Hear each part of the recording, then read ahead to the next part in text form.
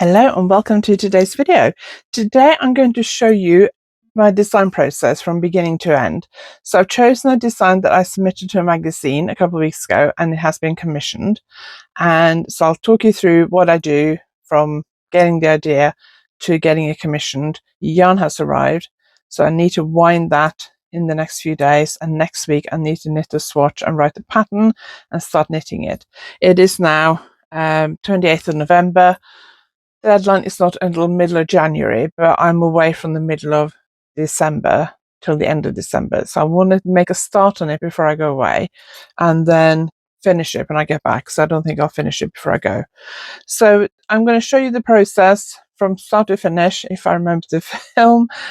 So I hope you enjoyed today's video.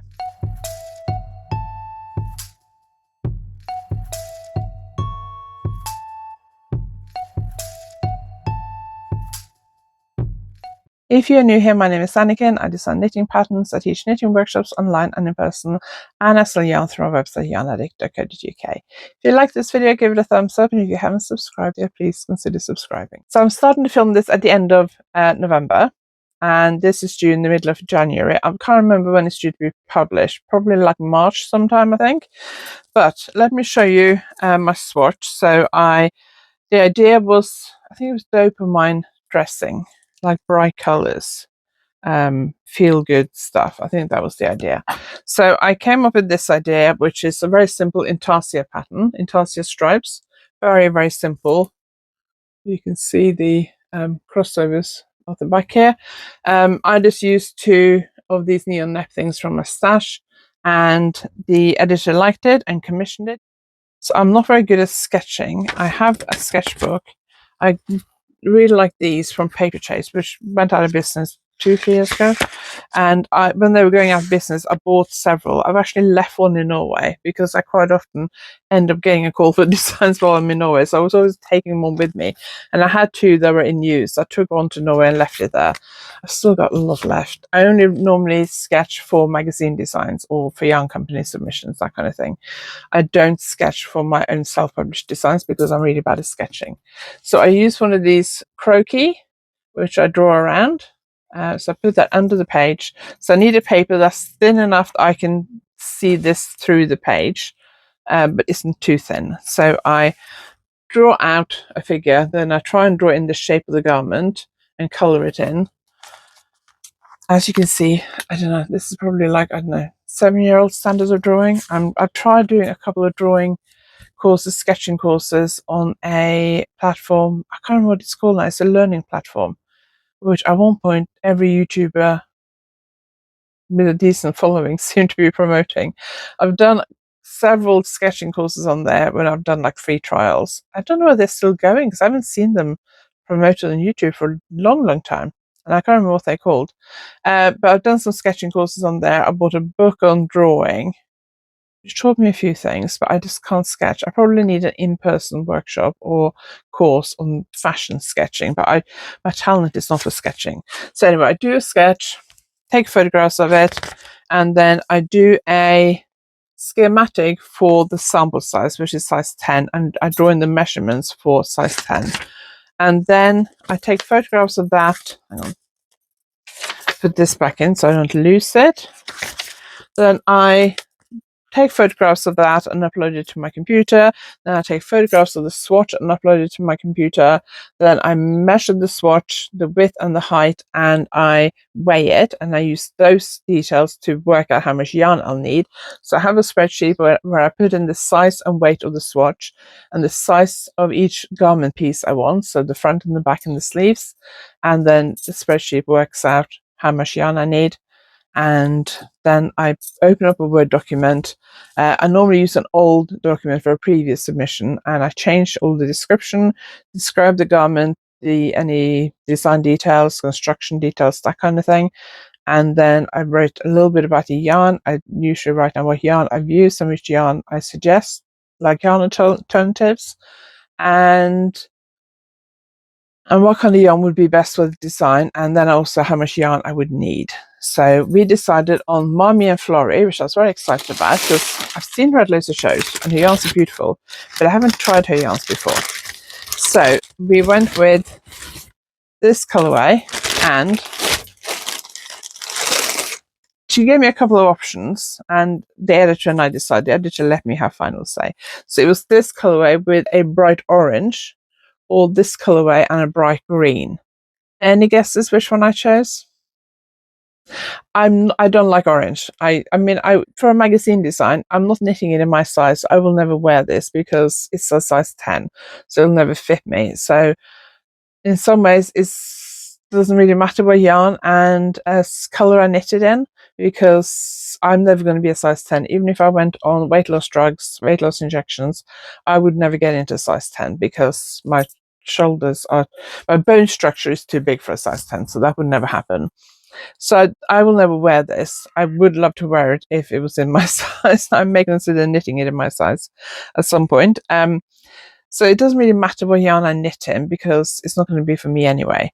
But obviously knitting in yarn you like, that's nice to knit with, and colours you like, does make it easier. It makes you want to work on it. And I do love these colours. So it's a 4-ply yarn. I think I actually suggested a DK, but 4-ply is fine. I think what I swatched with was a DK, and I think that's what I suggested, but I'm happy with 4-ply. So Mamie Florrie, bright green and bright pink, love those colors together. And it is disco neon 4-ply, 85% merino, 25% Donegal nep, and the Donegal, the nep is in like neon colors. It does shed a little bit as you're knitting with it, or at least it has done when I've knitted with this in the past, not from Mamie and Florrie, but I've knitted with the same base from other indie dyers. So I got 3 of each, which should be plenty. It might be too much actually, but we'll see. I think I put down the man's based on the DK yarn, which means you'd need more yarn. So I'm going to take these downstairs and wind them over the next few days, and then knit a swatch.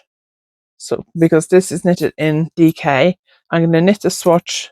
I also need to write down exactly what I was doing with these stripes because I was just freewheeling it when I did the swatch. So I need to knit a swatch, write down exactly what I did, so I get the stripe sequence right, because they alternate a bit between thicker and thinner stripes. And then write the pattern,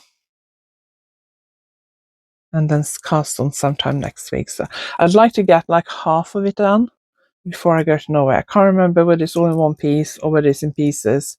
But if it's in pieces, it'd be nice to get the back and at least one front done, if not both fronts. If I could get the whole body done, but I do have other deadline stuff as well. So we'll see how much time I've got.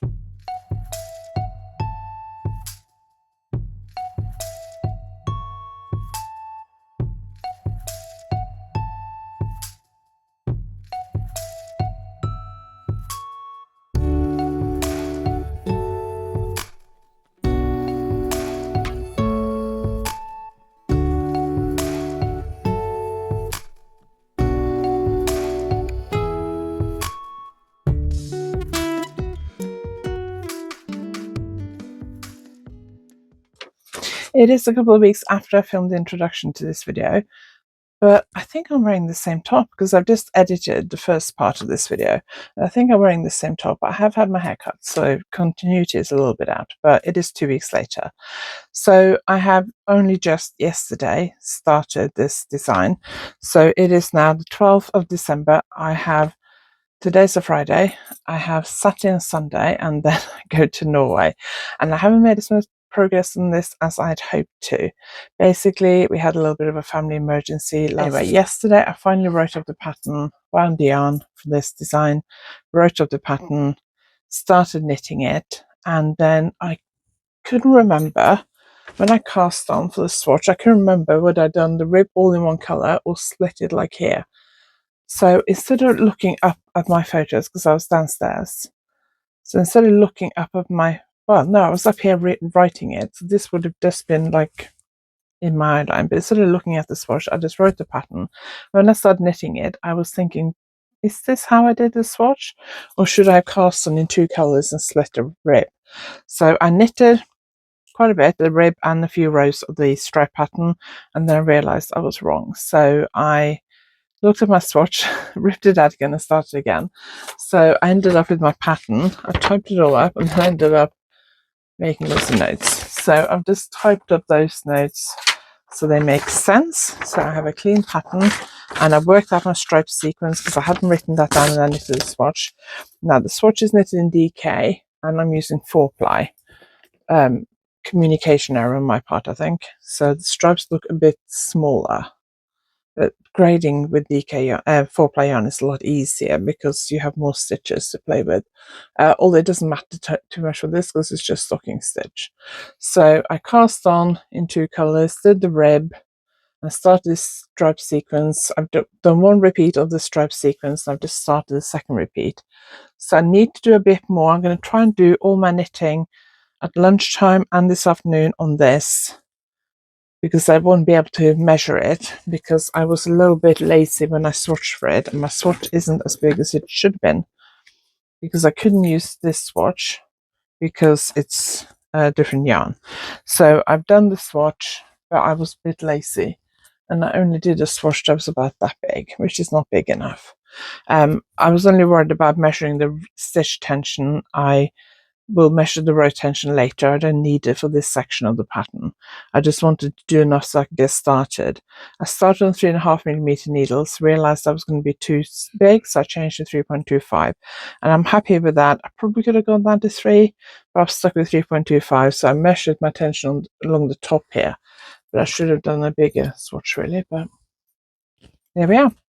So I have calculated the pattern, but what I want to do is, after I've done probably about that much, about 10 centimeters maybe, or as close to that as I can get today, measure the width just to make sure it is big enough, and then I will knit on it as much as I can. Having said that, no, I will not knit on it as much as I can till I go to Norway, because I also have some other stuff that I was desperate to finish. I'm working on the sweater all autumn basically, and I haven't finished it yet, and I was hoping to finish that. I'm not going to finish it before I go.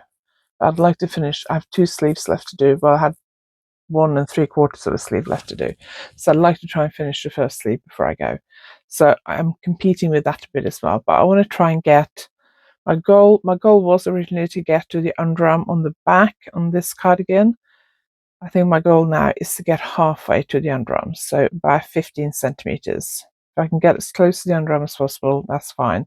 I've only graded the pattern up to the underarm. I was going to do the rest now, but I'm a bit tired. It's just been a stressful couple of weeks and not been sleeping great, and last night the dog barked, so I might just do a bit more work, catch up on some emails and stuff, shut down my laptop, pop it in my carry-on bag that I'm taking with me the whole day because I've been packing as well, and then call it quits and grade and write the rest of the pattern when I come back from Norway.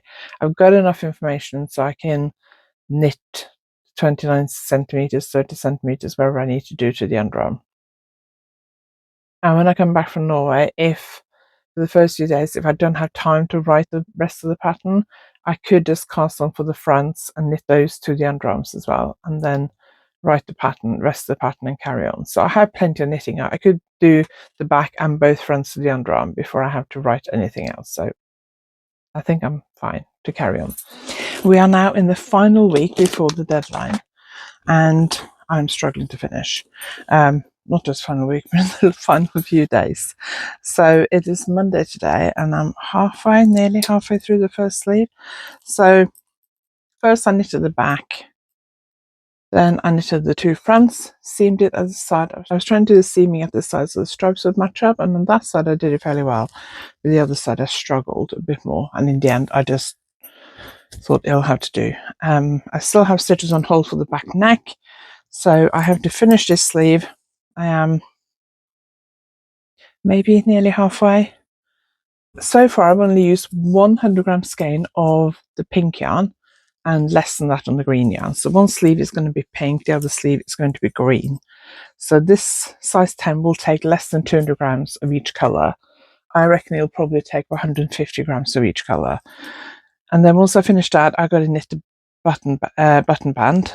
So it's Monday lunchtime. I'm going to go and have lunch now and do some knitting. Then I'm going to the gym for an hour and a bit. So I'll be out probably for an hour and a half in total. Then I'll come home and knit for the rest of the day.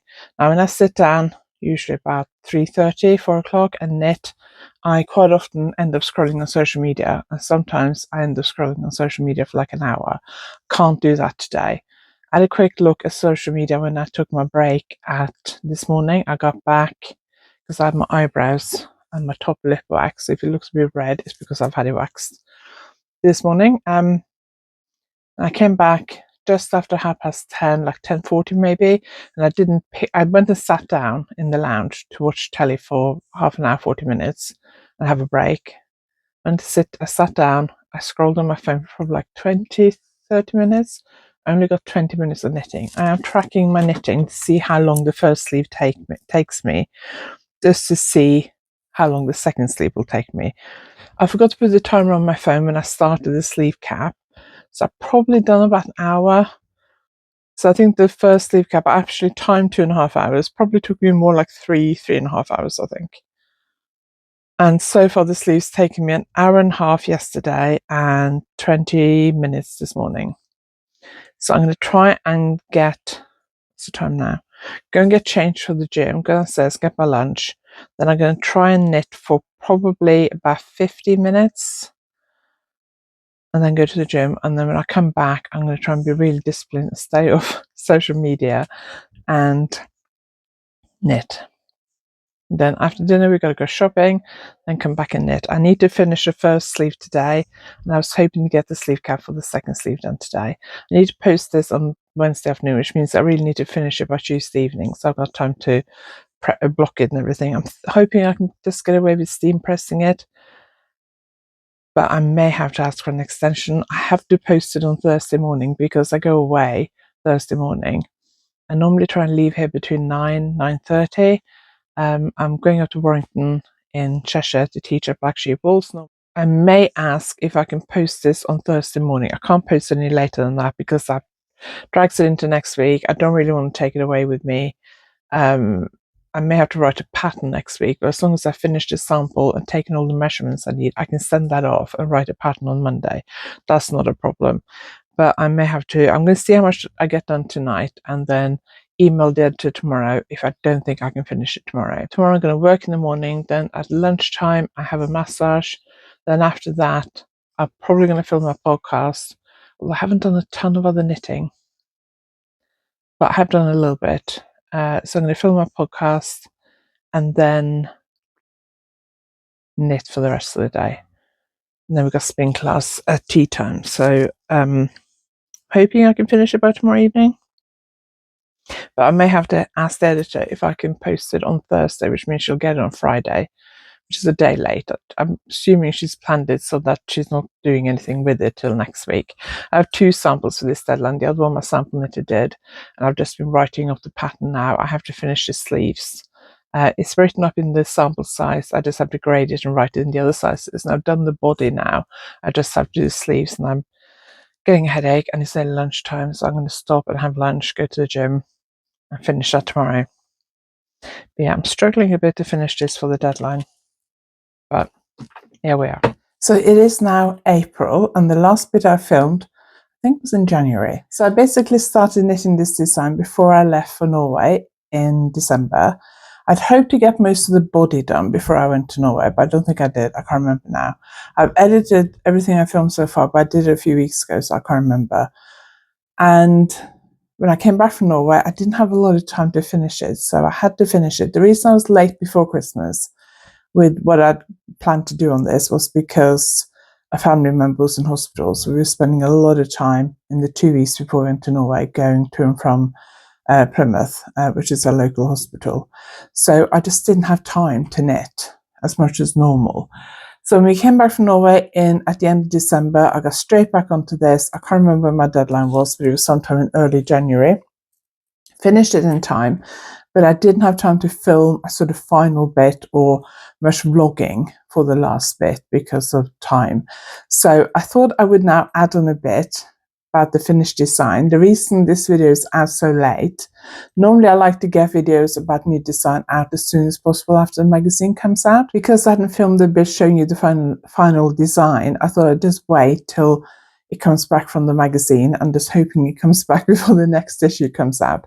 So this is issue 268, and my design made the cover. If you watch my podcast, you will have, I talked about this when the magazine came out. I love that it's on the cover, very exciting. So knitting issue 268. It's been in the shops for three weeks now, probably. I think the next issue is due out on the 30th of April. So this magazine, from when this video is out, will have about a week and a bit, 9 days or something left in the shops, I think. 8 days maybe. But you can probably also get it from the Knitting magazine website, which I'll link below. I'll also link Mamie Florrie, which is the yarn I used. So this issue, the theme for this issue was Knit Joy, dress for dopamine with bold, bright, happy colours. And this one is certainly bold and bright. I love these colours. I wish this would fit me. As I was knitting it, I was trying to think of a way that I could make this fit me, because I do have quite a lot of yarn left. So maybe over the summer I can work it out. I would have to re-knit the sleeves, but I was thinking about inserting a panel in the sides here to make it wider, but I don't know, we'll see. So anyway, this is the final sample. So as you can see, it has one green sleeve and one pink sleeve, and the button band on the green sleeve side and the rib at the bottom matches the green, and the button band on the pink sleeve side is also pink. And then if I turn it around, you can see at the back is where the colors change. So you can see the intarsia. This is very, very simple intarsia. You just change in color mid-row. So if you're new to intarsia and you fancy having a look, this has just come back from the magazine today, so that's why it's a little bit creased. But I just want to film this very quickly before I finish work. Literally came back like 5 minutes before I was about to finish work. So I thought, let's record this quickly because it's a very busy week this week and next week. So you can see here the color changes. So the rib, this side is in pink, and then the front piece is also in pink, and here's in green to match the green sleeves, and the same on the front. And button band, and the button band or the neck edging up here is also changing color in the middle. So when I was doing the button band, I picked up stitches all the way around. So I did, trying to work out which way I started. I think I started here, picked up the pink to the back neck, and then I picked up the green, and then I worked the button band like that. I always do one row buttonholes, which I teach in my finishing techniques workshop and online course if you're interested in that. So at the side here you can see it's seamed, but you can't really see it because I do mattress stitch and I'm very good at it, so you can't really see it, but you can feel it, that there's the seam here. And down the bottom here, and the same on the other side. And then stitches are picked up around the armhole, and the sleeves are knitted top down. So the back and the two fronts are knitted separately and then seamed. Join the shoulders by doing a 3-needle cast off, which I also teach in my finishing techniques workshop and online course. And then pick up stitches around the armhole, knit the sleeves from the top down. So there is a bit of finishing, but you haven't got to set in the sleeve cap, which I think is one of the most annoying things for finishing that I need to do when I'm doing a seamed garment. So you pick up stitches around here, and then you do short rows across the sleeve cap, and then knit the sleeves in the round. So there's no seaming on the sleeve. So a bit of seaming, a bit of seamless. I decided, because it's a cardigan, to avoid really long purl rows, that I would do the fronts and the back separately, because I know that some people hate purling. So I thought, you still have to purl, but you don't have to do really long purl rows. And also, it is the advantage to a seamed garment is that it does give the garment a bit more structure. This is in 4-ply, so it's very light. But if you want to take it out and about with you, it is quite good to do it in pieces because it makes it a lot more portable. So that's what the sample looks like. So now let's look at the actual magazine. So that's the cover. I know that Amy from Mamie Florrie has this yarn on the website. She has a few other color combinations as well, I think. So there's a bit of kind of news, yarn news, knitting news, yarn shop news, that kind of thing. And then there's a feature on spring. Spring forward, get ready for next season's knitting with our roundup of the latest launches. So it just goes through various yarn launches and stuff like that. And then I quite like these pages. Loads of fun things we can buy. Some yarn related, some non-yarn related, some trainers, woven baskets, travel pouch, buttons, pineapple sunglasses, tape measure, tins, picnic blanket, bag, notebook. So some of it is knitting related and some of it is not. And then it is an article by Vicky Howell, who's doing a feature or like a article column in every issue. Vicky Howell explores how different projects can appeal to knitters with neurodivergences. It's called NeuroKnits. So that's quite, I'm looking forward to reading that. And then there's an article on no-waste shawl knitting by Emma Vining. She does amazing shawls.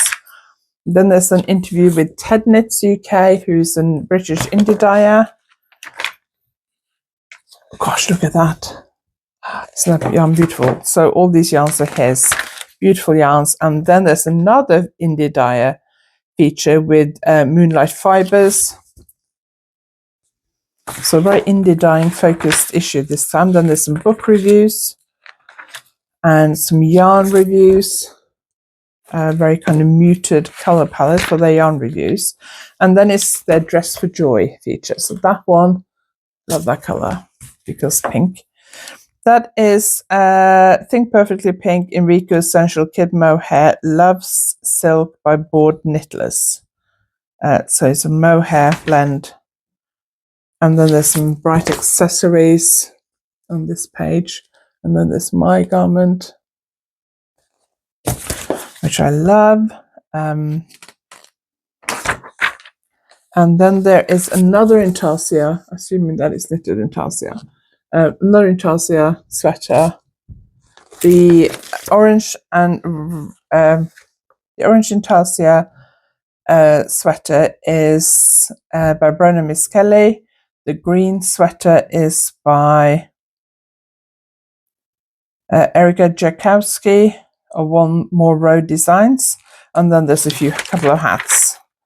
And then there's a shawl and a very nice geometric top. The geometric top is by Clackler Designs and the shawl is by Brian Smith.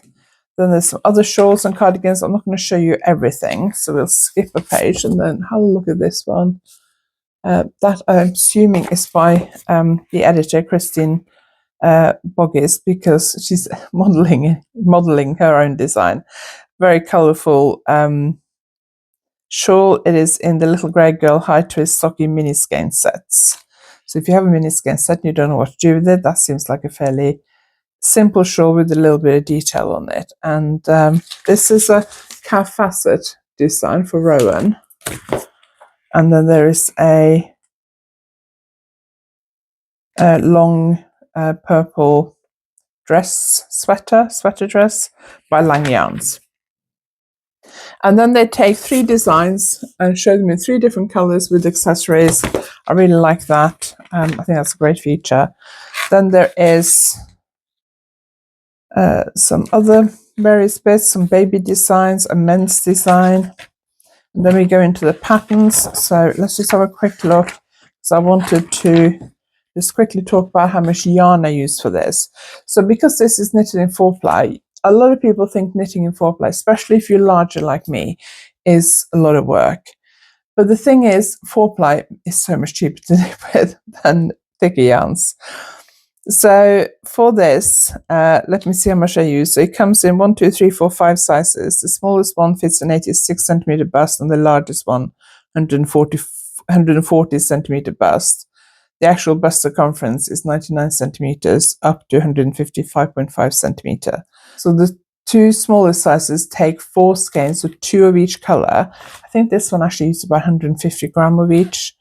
So you have room if you want to make it a little bit longer. If you want to make it longer, you just knit more till you get to the underarm, because this bit is just straight, and then when you get to the underarm. So if you want it longer, just measure how much longer you want it. So for the 2 smallest sizes, you need 2 of each color. So at least for the smallest size, you have quite a bit to make this longer if you wanted to. I can't remember for the second size because I'd have to look at my spreadsheet.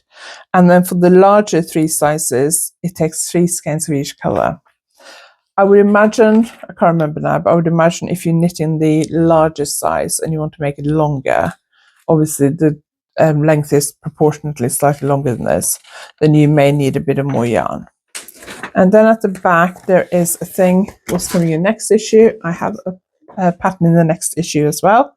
It says here, the sort of theme next issue is Gossip Girl. Keep your ear to the ground with on-trend preppy styling. Plaid, argyle, cables, and much, much more. I can't remember what my sample is for the next issue. It says plus Melissa Liebman, Catriona Gilandis, Anniken Allis, that's me, Martin Story, Jacinta Barry, Brona Miskelly, and that's on sale on 30th of April. So you got till 30th of April, or I guess till 29th of April, to get a copy of this issue if you want to. Obviously, you can get back issues on the Knitting magazine website.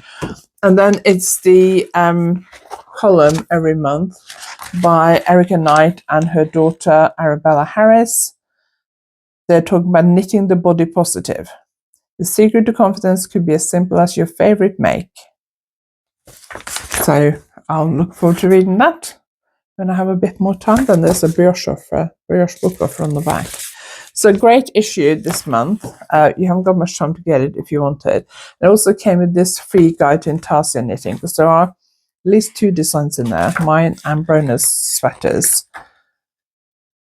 There are at least 2 designs in there that have intarsia. So this is a knitting workshop intarsia, craft the latest colorwork craze. And it starts with a feature with Holger Aufenberg from the Game of Wool.